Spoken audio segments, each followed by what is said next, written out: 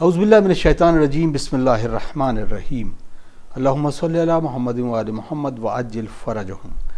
मौजूद नाज़रीन अस्सलामु अलैकुम व रहमतुल्लाहि व बरकातुहू। आप देख रहे हैं लाइव ट्रांसमिशन के ज़रिए प्रोग्राम अहकाम इस्लामी जो लखनऊ स्टूडियो से बराह रास्त नश्र किया जा रहा है। हमारे साथ मौजूद हैं हुज्जतुल इस्लाम वल मुस्लिमीन आली जनाब मौलाना मुस्तफ़ा अली ख़ान अदीबुल हिंदी साहब क़िबला।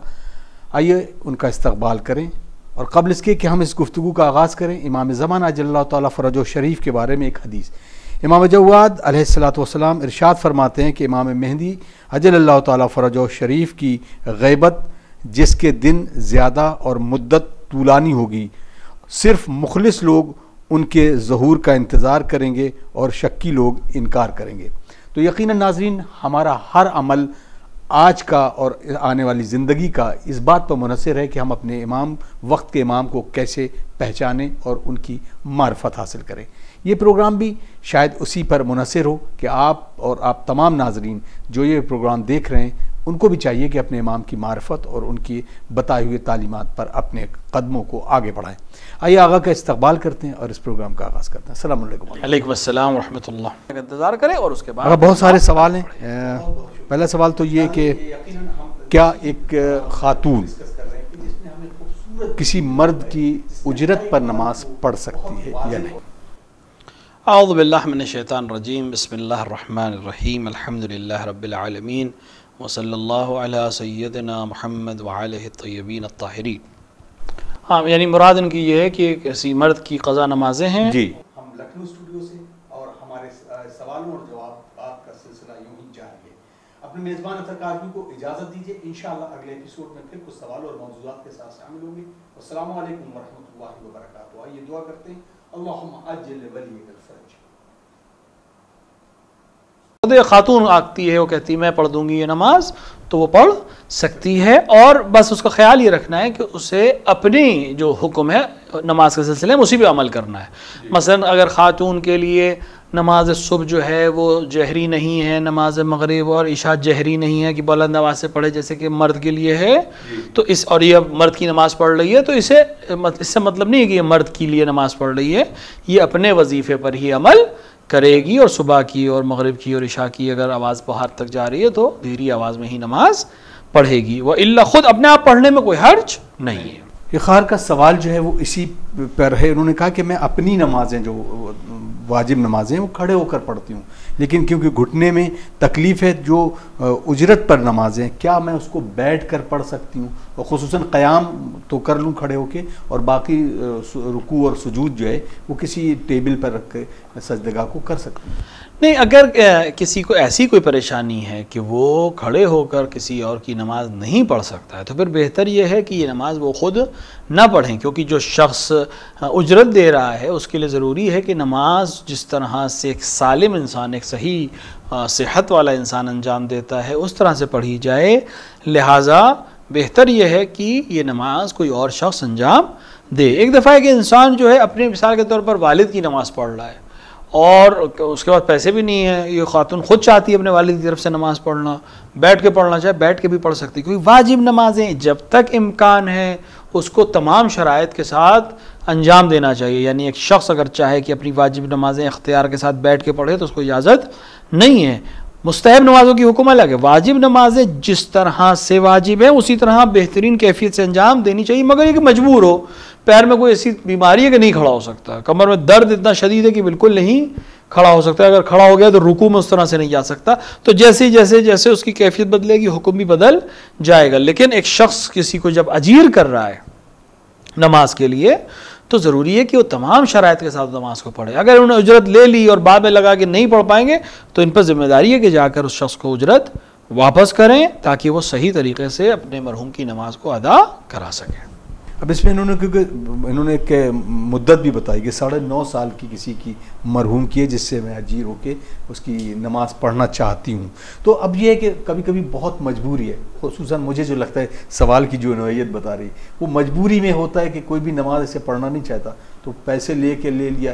तो अब इसमें कोई नौइयत बनती है कि कोई शख्स इस तरह से नमाज पढ़ सकता? या तो सामने क्योंकि ये एक ऐसी चीज़ है कि कबूल नहीं है। मिसाल के तौर के ऊपर आप कहें कि मैं रोज़ा ऐसे शख्स को रोज़ा रखने के लिए अजीर कर लिया जाए जो खुद रोज़ा नहीं रख पाता है, या उस मरीज़ है और जुलताश है, मिसाल के तौर पे पानी पीता है या उसको दवा की परेशानी है और वो अजीर हो जाए किसी का रोज़ा रखने के लिए, तो ये उस तरह वाली परेशानी कि ख़ुद मरीज़ है, किसी और की नमाज़ पढ़कर अपने लिए और शिद्दत, खुसूसन 9 साल की नमाज़ तो बहुत लंबी मुद्दत हो गई, लिहाजा बेहतर ये है कि ये सामने वाले को बता दें कि मैं ये नमाज नहीं अदा कर सकती और मेरी परेशानी ये है, और किसी और ज़रिए से अपने लिए इस चीज़ को असर कर सकते, क्योंकि एक ज़िम्मेदारी अपनी गर्दन पे लेना शरअन, किसी और की इबादत अपनी गर्दन पे लेना, ये कहीं सख्त है उस मुश्किल से जो दुनियावी पैसे ना होने की वजह से आपको सामना करना पड़ेगा, क्योंकि इसका जवाब दुनिया में नहीं आखिरत में खुदा को देना पड़ेगा, और वहाँ का जो हिसाब व किताब बहुत ही सख्त है। लिहाजा अपने गर्दन के ऊपर इतनी सख्त चीज़ को तमाम मशक्क़त के बाद लेने की ज़रूरत नहीं, यानी कि आक़िल को यह काम अंजाम नहीं देना चाहिए। और फिर सामने वाला भी ये नहीं चाहता है कि उसकी नमाज ऐसी अदा हो, अगर वो उजरत दे रहा है तो चाहेगा कि सही तरीके से नमाज अदा हो, लिहाजा किसी और तरीके से, मसलन रोज़े रख के अगर ये कर सकती, क्योंकि रोज़ा रख सकती, रोज़े में उठना हो बैठना कोई शर्त नहीं है, तो मसलन रोज़े की उजरत, किसी के रोज़े क़ज़ा हों उसकी उजरत लेके रोज़े रख लें, तो मेरा नज़र ये ज़्यादा बेहतर है बजाय नमाज के, अगर ये सही तरीके से उसको अदा नहीं कर सकती हैं। अगर एक सवाल क्योंकि इसमें भी है कि जो कोई शख्स अगर उजरत लेके नमाज पढ़ रहा है तो क्या उस उजरत के अलावा भी उसके नाम आमाल में इसका भी सवाब जो है वो कुछ होगा? बाज़ उलमा ने इसकी तशरीह की है कि जब आपने उजरत ले ली है तो ज़ाहिरी तौर के ऊपर तो जो उसका अवज़ था वो मिल गया है, लेकिन बाद में तशरीह की है कि नहीं, उजरत जो उसने ली है मेहनत की ज़रूर ली है, लेकिन बहरहाल वो जो अरकान बजा ला रहा है, जो बैठ रहा है, उठ रहा है, अंजाम दे रहा है, यकीनन खुदावंद आलम के नज़दीक उसके लिए एक अलग सवाब रहेगा। ये कम से कम एक मोमिन की ज़िम्मेदारी को पूरा कर रहा है जो नहीं कर सकता, तो इस तरह के सवाब। और खुदावंद आलम इतना रहमान और रहीम है कि वो बहाने ढूंढता है अपने बंदे को देने के, तो यकीनन वो इसका कुछ एवज़ भी उसको ज़रूर देगा। बहुत बहुत शुक्रिया। अस्सलामु अलैकुम। मेरा सवाल ये है मौलाना साहब के यंगस्टर अभी जो जॉब नहीं कर रहे हैं और रिसेंटली उनकी जॉब स्टार्ट होती है, तो क्या वो खुम्स और ज़कात के लिए एलिजिबल होते हैं जबकि उनके माँ बाप अभी ज़िंदा हैं? देखिए, दो चीज़ें हैं, तीन चीज़ों को उन्होंने मिला दिया। अव्वलन ज़कात को हम जैसे पहले भी बयान कर चुके हैं, एक बार हम फिर तशरीह कर दें, ज़कात सिर्फ 9 चीज़ों पे वाजिब होती है, 10वीं कोई चीज़ ऐसी नहीं है जिस पर ज़कात वाजिब हो। ये परेशानी इसलिए हो रही है खुसूसन बर्र सग़ीर में कि अहले सुन्नत के यहाँ चूँकि खुम्स नहीं है, वो ज़कात साल में एक बार अपने मुल्क का 2.5% निकाल कर ज़कात निकालते हैं, और हमें ये लगता है क्योंकि उन्होंने खुम्स की जगह पे उसको ला के रखा है, लिहाजा वो हमारे जवानों के जहन में तशवीश करता है कि हम ज़कात नहीं निकालते, ये ज़कात निकालते हैं, जबकि जो चीज़ वो ज़कात में निकाल रहे हैं वो उसका हुक्म ज़कात में नहीं है, वहाँ खुम्स का हुक्म है। खुम्स नहीं निकालते क्योंकि वो अहले बैत का हक़ था और एक सियासत के तहत अहले बैत के हक़ को गस्ब किया, लिहाजा वो पूरा सिस्टम ही उन्होंने अपनी फ़क़ से हटा दिया है। हमारे यहाँ इमामिया के नज़दीक आइम्मा अलैहिस्सलातु वस्सलाम के हुक्म के मुताबिक, पैगम्बर अकरम सल्लल्लाहु अलैहि वआलैहि की सीरत के मुताबिक सिर्फ 9 चीज़ों पर ज़कात है अगर वो चीज़ें अपने हद निसाब तक पहुँच जाएँ। यानी एक इंसान गेहूँ उगाता है, खेती बाड़ी करता है, मसलन जौ उगाता है, किशमिश उगाता है, खजूर उगाता है, तो अगर वो मिसाल के तौर पे खेती उसकी इस मकदार तक पहुंच जाए और सारे खर्च निकालने के बाद उस मकदार तक पहुंच जाए तो उस पर खुम्स, उसके ऊपर ज़कात वाजिब होगी। इसी तरह अगर उसके पास जानवर हों, जानवरों से मुराद ये है कि भेड़ बकरी हो, गाय भैंस हो या ऊँट हो, तो अगर भेड़ बकरी मसलन पहली निसाब जो भेड़ बकरी का 100 है, अगर 100 बकरियाँ उसके पास हो जाएँ तो उसे ज़कात देनी है। अगर 30 गाय उसके पास हो जाएं या 30 भैंसें उसके पास हो जाएं तो उसे ज़कात देनी है। अगर 5 ऊँट किसी के पास मालिकियत में आ जाए तो उसे ज़कात देनी है। इल्ला ज़कात नहीं है, किसी के पास 50 बकरियां हैं, 2 गाय भैंस हैं, कोई ज़कात इसके ऊपर नहीं। हाँ, साल के खर्च के बाद अगर बचे खुम्स का हिसाब करेगा, वो एक अलग बहस है, ज़कात उसके ऊपर नहीं है। और 2 नक़दैन यानी सोने और चांदी के सिक्के जो अब तकरीबन राइज नहीं है, कहीं लेन देन अब सोने चांदी के सिक्के में नहीं। अब या हमारे पास नोट हैं या सिक्के हैं। नोट एक प्रो नोट है जिसको वैल्यू गवर्नमेंट देती है, लिहाजा उसके ऊपर अपनी कोई ज़कात वाजिब नहीं होती। जो आम गिल्ट के सिक्के जो अब इस्तेमाल होते हैं उनके ऊपर भी ज़कात नहीं है। लिहाजा आम तौर से वो अफराद जो खेती बाड़ी नहीं करते हैं, शहरी ज़िंदगी गुजारते हैं, जॉब प्रोफाइल में हैं, आम तौर से उनके ऊपर ज़कात वाजिब नहीं होती, लिहाजा उन पर ज़कात तो नहीं है। दूसरा मसला है खुम्स का। हाँ, अगर कोई इंसान थोड़ी सी भी कमाई रखता है वो पॉकेट मनी के उन्वान से हो। अभी माँ बाप पे डिपेंडेंट है, किसी जगह जॉब नहीं है, लेकिन बाप उसे पॉकेट मनी में 100 रुपए महीना देता है मसलन, या 1000 रुपए देता है, कोई भी मसला नहीं है, कितना देता है मसला नहीं है। अगर इसके खर्च, साल का जो इसका खर्च है इस बच्चे का, मिसाल के तौर पर सारे खर्च तो बाप उठाता है, ये पैसे जो उसको मिलते हैं ये स्टोर करता रहता है, ये इस्तेमाल नहीं करता, अपनी किताब नहीं खरीदता, खिलौना नहीं खरीदता, जो ज़रूरत होती है आमतौर से बच्चों की, ये स्टोर करता रहता है। तो इस साल गुजरने के बाद, एक साल जब गुजर जाए, खुम्सी साल होना चाहिए इंसान का कि इस दिन मैं अपने खुम्स का हिसाब करूँगा, तो जब वो तारीख आए, अब अगर इसके पास कुछ पैसे बचे हैं तो ये इसकी ज़रूरत से ज़्यादा के हैं, वही ये खर्च हो चुके होते, वो पैसे जो इसके पास बचे वलो उसकी कमाई नहीं है, पॉकेट मनी सेव्ड है, ये इनाम की चीज़ें इसको मिली हैं, किसी ने खुश होकर इसको दिया था, इसने पास रख लिया था, ये पैसे जो बच गए साल के खर्च के बाद, उस पैसे पे खुम्स वाजिब हो जाएगा, वलो ये कमाई ना करता हो, कहीं ना कहीं से इसके पास कुछ ना कुछ दरामद है। अगर दरामद है और साल के खर्च के बाद कुछ बच जाती है, उस पर खुम्स वाजिब है, वलो बाप के घर में रहते हों, वलो वालिदैन अभी उनकी किफ़ालत करते हों। लेकिन अगर किसी के पास जॉब, अभी मिसाल के तौर पर उनका जॉब नहीं लगी है, कोई ख़ास बहुत बड़ी कमाई नहीं है, और जो साल भर का खर्च है वो उसके बाद कुछ नहीं बचता इनके पास, वो लोग माँ बाप के साथ रहते हैं, घर पे भी अपना पैसे लगा देते हैं, वालिदैन पे भी पैसे लगा देते हैं, कुछ सब मिल के भाई काम कर रहे हैं, सब मिल के घर चला रहे हैं, और कुछ नहीं बचता इनके पास, इनके ऊपर कोई खुम्स नहीं है। अगर बचत होगी तभी खुम्स देना होगा। बहुत बहुत शुक्रिया आगा। लेकिन इसमें एक सवाल जो बड़ा खूबसूरत सा इन्होंने सवाल जो किया है वो ये है कि अगर एक बच्चा है, उसके वालिदैन फौत हो जाए और वो मिल्कियत में पूरा पैसा और सारी जायदाद आ जाए, और इसका जो कफ़ील होगा, क्या उसको इख्तियार है कि वो खुम्स उस प्रॉपर्टी पर निकाले?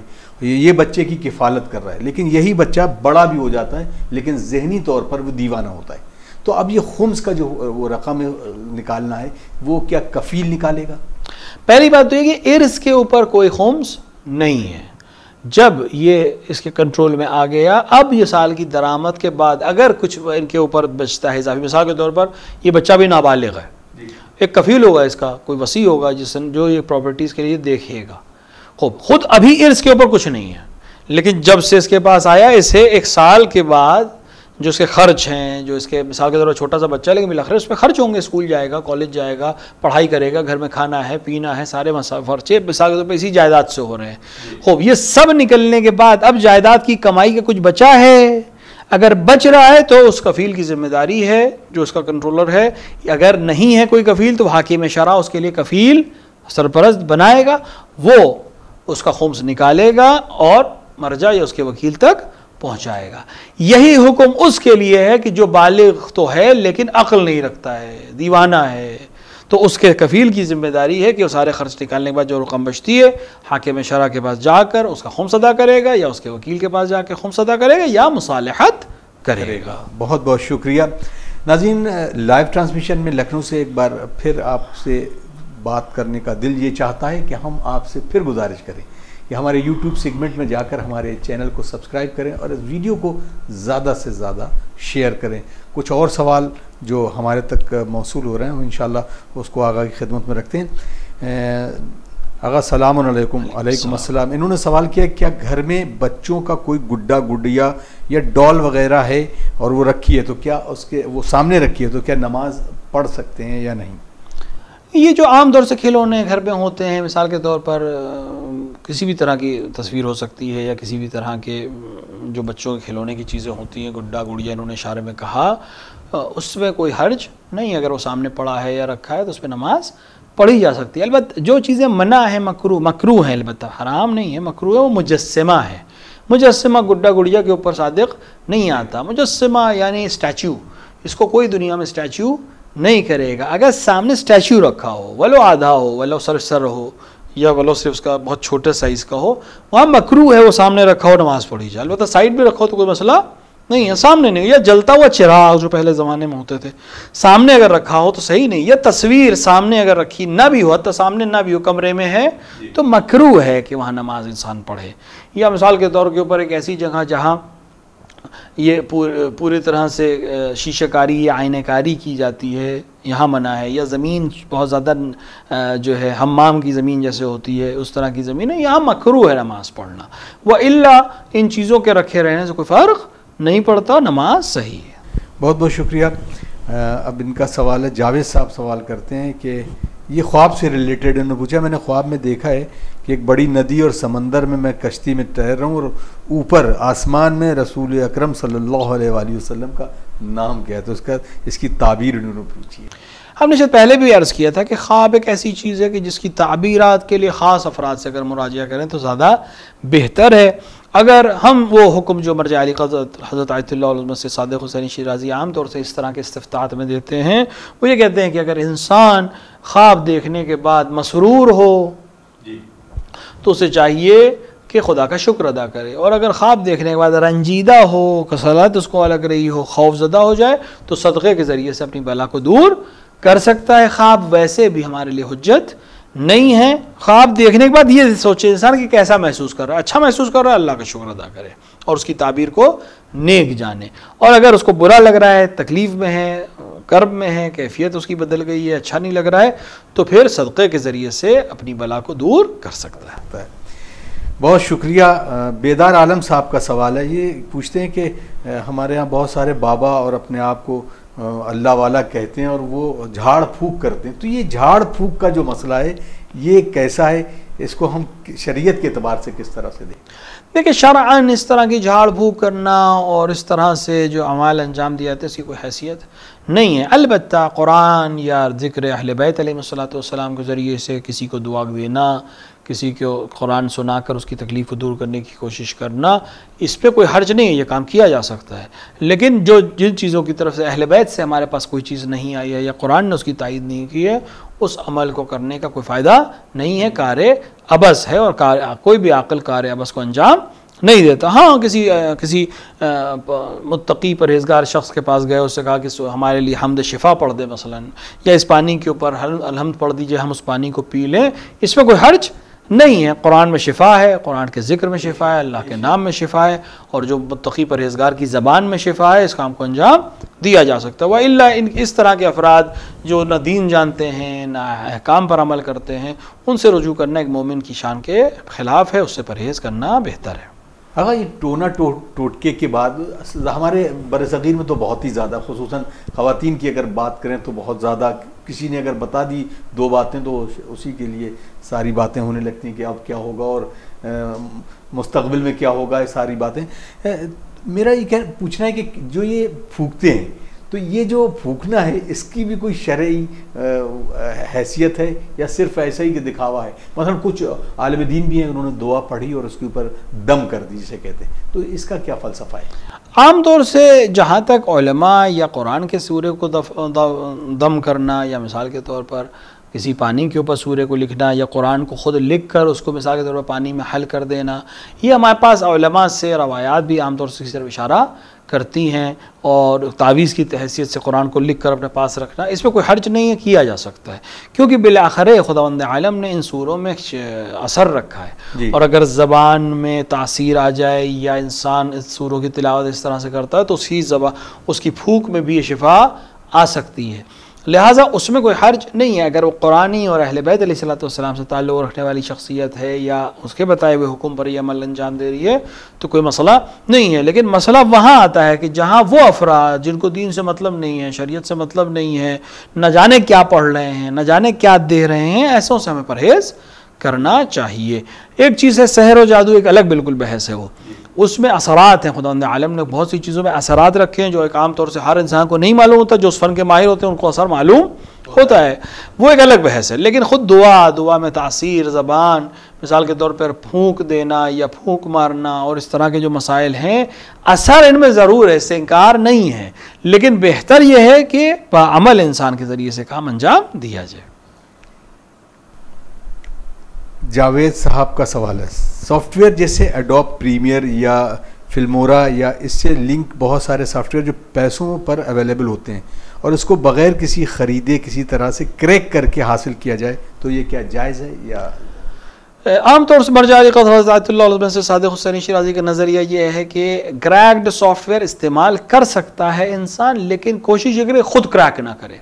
यानी अगर किसी और ने क्रैक कर दिया और आपके पास वो क्रैक्ड वर्जन है तो आप उसको इस्तेमाल कर सकते हैं, लेकिन ख़ुद वो क्रैक तोड़ने वाले जो काम, जो अमल, यानी ख़ुद जो लॉक तोड़ता है इंसान, जो एक इंसान होगा जिसने उस क्रैक को, उसको क्रैक किया होगा उस एप्लीकेशन को, यानी अब उसके अंदर मिसाल के तौर के ऊपर इस सॉफ्टवेयर के जो मालिक है उसने एक सिस्टम रखा है कि अगर आप क्रैक नहीं करेंगे तो आपको पैसे देने पड़ेंगे, हम उसके एवज में इसको क्रैक आपके लिए खोल देंगे।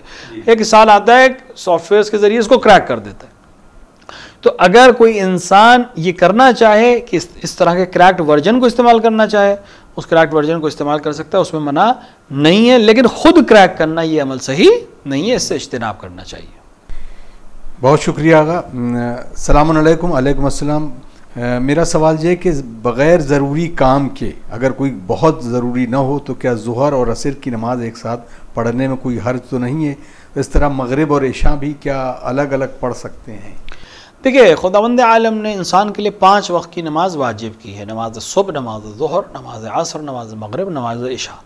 पैगम्बर अकरम सल्लल्लाहु अलैहि वसल्लम ने नमाज ज़ुहर और इशा, नमाज ज़ुहर और असर अलग अलग भी पढ़ी है और मिलाकर भी पढ़ी है, और मगरिब और इशा भी अलग अलग भी पढ़ी है और मिलाकर भी पढ़ी है। अगर कोई इंसान चाहे कि 5 नमाज ज़ुहर अलग पढ़े और नमाज असर बाद में पढ़े, अलग पढ़े, कुछ देर बाद पढ़े, या इसी तरह मगरिब पढ़े और थोड़ी देर बाद इशा पढ़े, तो उस पर कोई हर्ज नहीं, वो सुन्नत पैगम्बर पे अमल कर रहा है। इसी तरह वो इंसान जो चाहे कि मिलाकर पढ़े वो भी ये काम अंजाम दे सकता है, कोई हर्ज नहीं है। हर हाल में नमाज सही है, चाहे मिला के पढ़ी जाए चाहे अलग अलग पढ़ी जाए, अगर वक्त के अंदर पढ़ी जा रही है तो कोई मसला नहीं है, नमाज बिल्कुल सही है। बहुत बहुत शुक्रिया। इनका सवाल है कि क्या अकीक की रिंग कॉपर में पहन सकते हैं या इसमें किसी तरह का कोई सवाल है कि इसमें मना किया गया है? मर्द के ऊपर जो हुक्म है अकीक, अलबत्ता अकीक नगीनों में अकीक की बहुत ताकीद हुई है, और जो मोमिन की जो अलामतें बयान हुई उसमें अंगूठी, अलबत्ता तखत्तुम बिल यमीन यानी सीधे हाथ में अंगूठी पहनने का हुक्म हुआ है। अब वो अकीक हो या फिरोज़ा हो मसला नहीं, लेकिन बहरहाल अंगूठी पहनना अलामत मोमिन में से। अकीक की अंगूठी की बहुत ताकीद इस उन्वान से हुई है कि बाज़ रवायात में कि अगर एक इंसान बग़ैर अंगूठी की अकीक की अंगूठी की नमाज़ पढ़ता है तो उसका सवाब अलग है, और जो अकीक की अंगूठी पहन कर नमाज़ पढ़ता है उसका सवाब बहुत ज़्यादा और बिल्कुल मुख्तलिफ है।